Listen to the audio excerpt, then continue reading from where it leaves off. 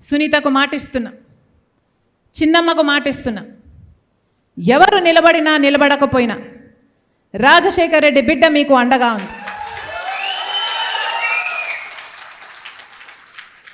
సునీత చేస్తున్న ఈ పోరాటంలో సునీతకు నేను బలమైతా. హత్య చేసిన వారికి శిక్ష పడాలి అని చేస్తున్న ఈ న్యాయ పోరాటంలో, ధర్మ పోరాటంలో సునీతకు నేను ఒక ఆయుధమైతా. ఈ మట్టి మీద పుట్టా, ఇదే మట్టి మీద పుట్టా, ఈ గడ్డ సాక్షిగా మాటిస్తున్నా. ఎవరు నిలబడినా ఎవరు నిలబడకపోయినా సునీత పక్షాన రాజశేఖర్ రెడ్డి బిడ్డ నిలబడి ఉంది. ఇది రాజకీయాల కోసం చేస్తున్నది కాదు, అధికారం కోసం చేస్తున్నది కాదు, వారసత్వం కోసం చేస్తున్నది కాదు, ఆస్తి కోసం చేస్తున్నది అంతకంటే కాదు. ఇది ఈ సమరం చేస్తున్నది న్యాయం కోసం. తండ్రి చావు కోసం కొట్లాడుతున్న, న్యాయం జరగాలి అని కొట్లాడుతున్న ఒక బిడ్డ కోసం, భర్తను క్రూరాతి క్రూరంగా కోల్పోయిన ఒక విధవరాలి కోసం, చిన్నాన ఆత్మశాంతి కోసం చేస్తున్నాను. హత్య జరిగిన రోజు హత్య పలాని వాళ్ళు చేశారని కానీ, పలాని వాళ్ళు చేయించారు అన్న కానీ ఈ విషయాలు ఏవీ తెలిసే పరిస్థితి లేదు. కానీ ఈ రోజున హత్య చేసింది ఎవరో కాదు, బంధువులే అని అన్ని సాక్ష్యాలు వేలెత్తి చూపుతున్నాయి.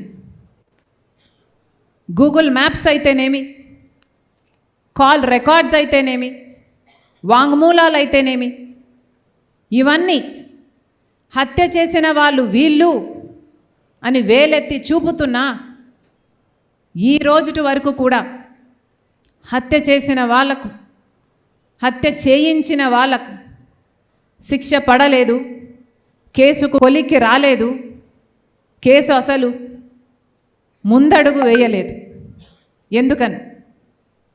ఎందుకంటే అన్నా అని పిలిపించుకున్నవాడే, అన్నా అని పిలిపించుకున్నవాడే ఈరోజు హంతకులకు రక్షణ కల్పిస్తున్నాడు. కాబట్టి ఈ రోజు వరకు కూడా చిన్నాన విషయంలో న్యాయం జరగలేదు. సోషల్ మీడియాలో ఎన్ని రకాలుగా బెదిరించారు, బూతులు తిట్టారు. తోడబుట్టిన చెల్లెళ్ళు అని చూడకుండా అవమానించారు. అన్నిటినీ తట్టుకుంది సునీత, అన్నిటినీ తట్టుకుంది సునీత. ఈరోజు నిలబడి ఉంది సునీత. సునీత రాజశేఖర్ రెడ్డి గారి తమ్ముడి బిడ్డ.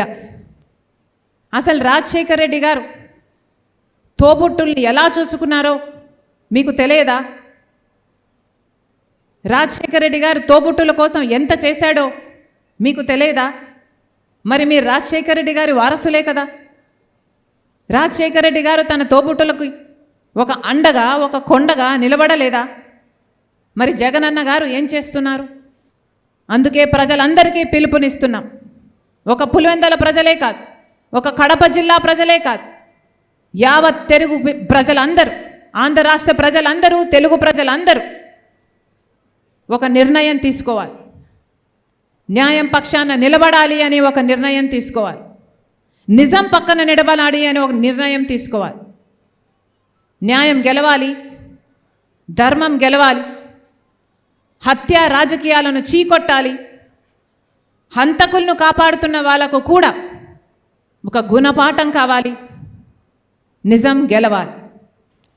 చరిత్రలో రాణి రుద్రమదేవి, పల్నాటి నాగమ్మ, ఝాన్సీ లక్ష్మీబాయి ఇలాంటి వీర నారీమణుల వీరగాథలు మనము విన్నాము, చదివాము.